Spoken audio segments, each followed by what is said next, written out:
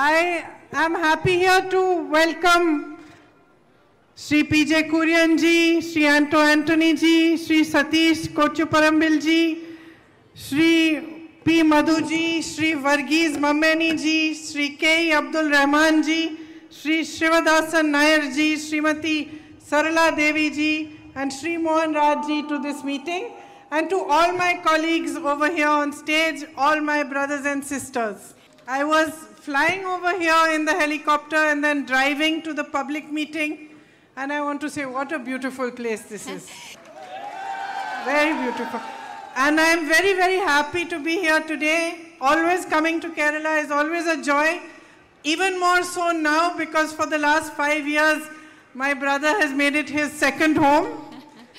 And he always tells me so much about Kerala, about all of you, how much he loves to come to Wayanad and to Kerala. On my way here, Anto Anthony ji was telling me of how beautifully all of you live in harmony, whether you are Hindus, Muslims, Christians, everybody in this area lives in great harmony and peace. And he was telling me how all festivals are celebrated together with great happiness here. Our country is such a vast country. We have different religions, different languages, different ethnicities, all sorts of different cultures in one large, huge country called India. And very few people today realize what a big achievement it is that we have come so far peacefully with harmony, living happily with each other.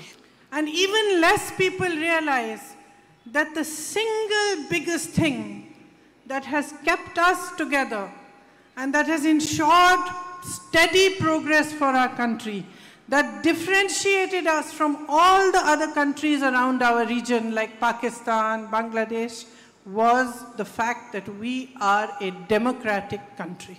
People say in the opposition, BJP leaders all the time say, what was done in 70 years? I think the greatest achievement in 70 years is visible in the fact that we created a strong and vibrant democratic nation. Look at Pakistan. Look at the country that became free at the same time as us. Where is it and where are we? Our success as a democratic country over the last 70 years ensured that we have been strong, we have been a united nation, and we have progressed more than all the other nations around us. Those who fought for our freedom ensured that they made strong institutions to protect those freedoms, whether it was the judiciary or the media that had a lot of freedom, or the parliament. These were all institutions that were created in order to keep our democracy strong so that our nation could progress. We are proud of the constitution we have, which gives an equal right of citizenship in our country to a poor farmer in a far-off village somewhere and to the Prime Minister of the country or to anybody else in the nation. Everybody, every single citizen has an equal right, and that right is expressed in his vote. Our constitution protected every religion, every caste, had provisions for the protection of each and every single citizen of our nation. So where are we today? I stand here before you 10 years into the BJP rule over this country. Prime Minister Narendra Modi has been our Prime Minister for 10 whole years. In these 10 years, almost every institution that was created to protect our democracy, that was created to uphold your rights, has been weakened or almost destroyed. Our media is almost completely controlled by extremely rich friends of the Prime Minister who also control a large sector of the industry of our nation. Our judiciary is bullied. Every agency of the government is utilized to extort money and to harass and bully those who are against the government. The Prime Minister and his colleagues speak about changing the Constitution of India. That Constitution which exists to protect your freedom. They want to weaken your participation in our democracy. They want to weaken you. Elections come, leaders of all political parties come and make speeches like I am making to you today. And what truly makes me sad is that every election, most of the speeches of the BJP and its leaders are not about your issues. They don't talk about the issues of farmers in our country. They don't talk about the issues of fishermen. They don't talk about the issues of women. They don't talk about how expensive everything has become and how difficult it has become for the common man to manage just his daily morning to evening expenses. Nobody tells you that the unemployment rates now are higher than they ever were in 45 years. There are more young men and women qualified to get jobs who are jobless today in India than they ever were before. In the Congress government, the unemployment rate was 2.2%. Today it is 6.6%. And yet, during elections, nobody comes here and tells you how they're going to create jobs for you. 10 years ago, you were promised 2 crore jobs. You never saw the truth of that. During the Congress government, 7.5% was our average growth rate. Today it is 5.9%. Yet if you switch the TV on, you look at the media, you listen to the speeches of the BJP leaders, all you are told is that the economy is booming and everybody is doing very well. Agricultural growth rate has fallen from 4.6% to 1.8%. Household savings have dropped.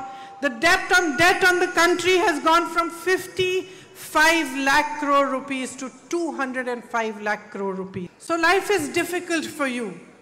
Whichever part of India I go to, people are struggling. They go to buy things for their families. They are unable to make ends meet. Every member of the family is trying to do some sort of job, trying his best to earn, but the earnings are not enough. You need to buy a new uniform for your children. You need to go get something for the school. There's a festival you would like to celebrate. You would like to buy new things. Everything has become a tension. Here in Kerala, petrol and diesel prices are the highest in the whole country. You're not getting fair price for your paddy.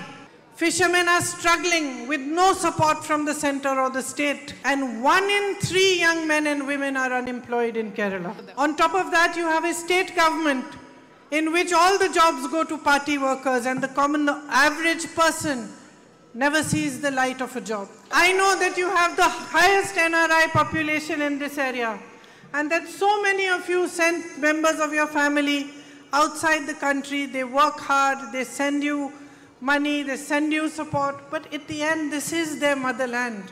If they had a choice, they would rather have lived here with you, stayed with you and worked over here. The situation has become so difficult that many youth from Kerala are being forced to go and work in the Russian war front, where there is a war. Over 21 lakh people from Kerala have been forced to leave their hometowns to look for employment.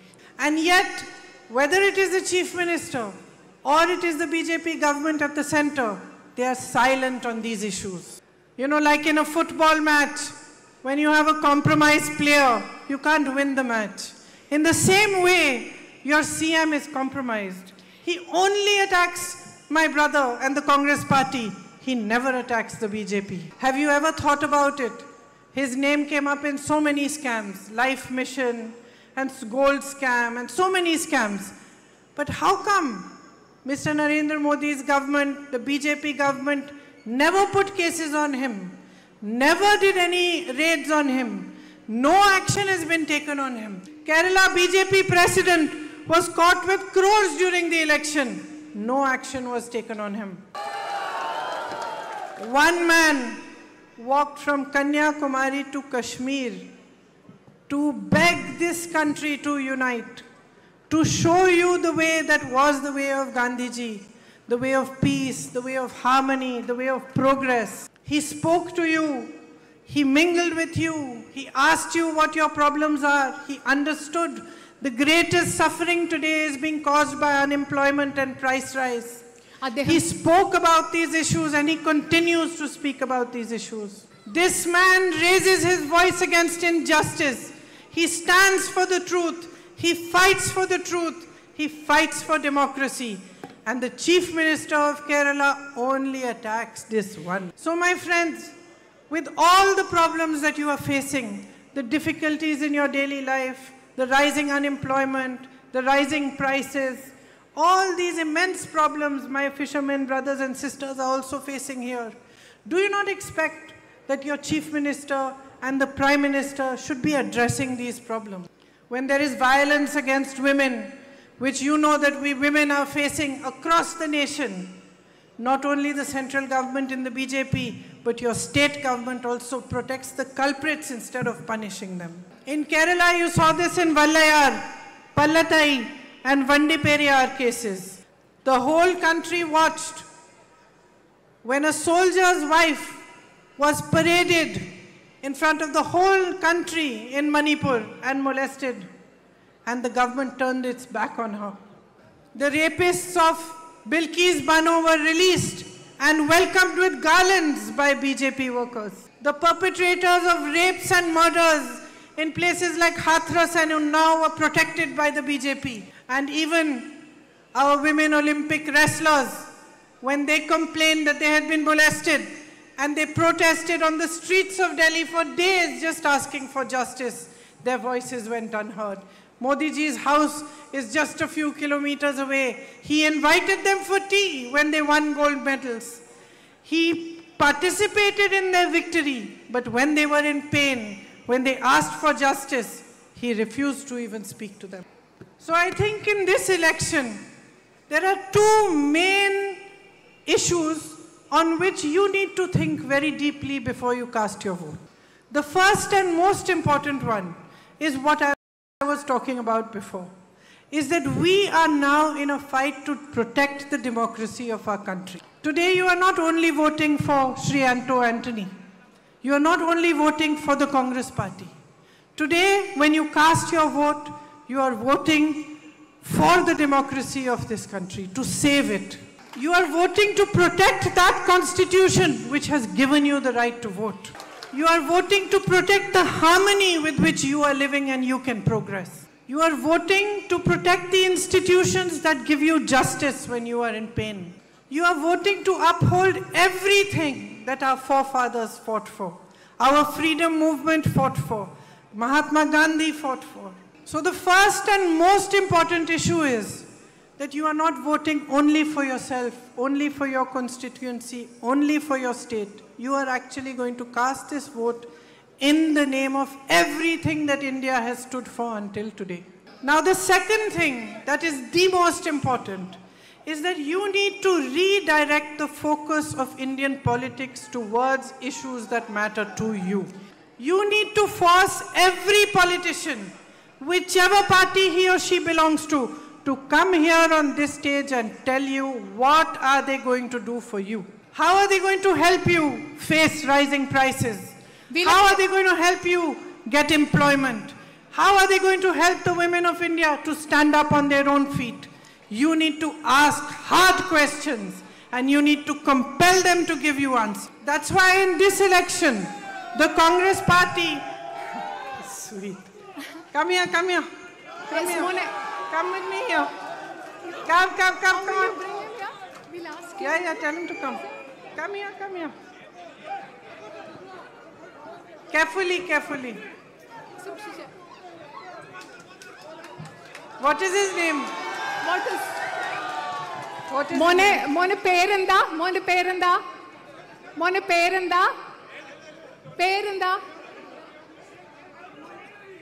He's not listening.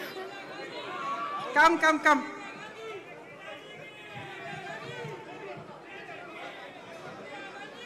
Come, we'll put a chair.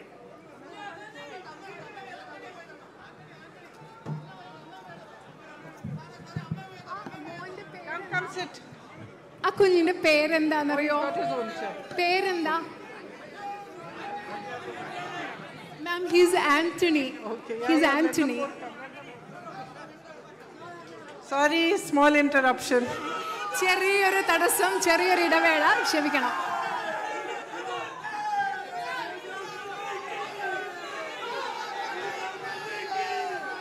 Carefully.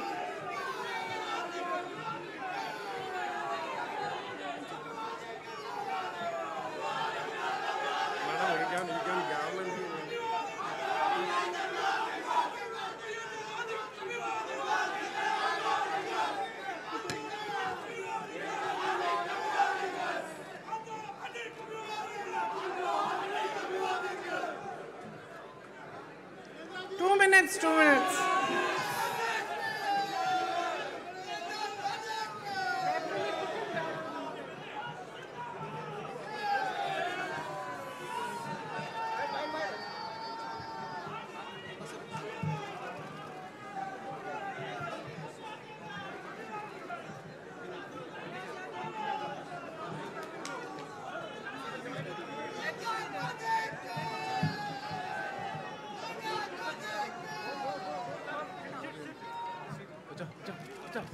Come, you sit at the back.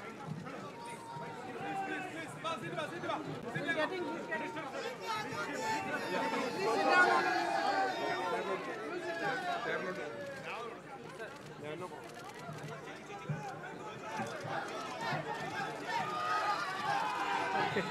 Okay, now I can continue.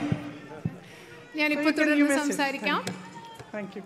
So the second thing, which is the most important issue, is that you must see to it that Indian politics starts responding to your struggles, your fights, your problems, and your daily issues.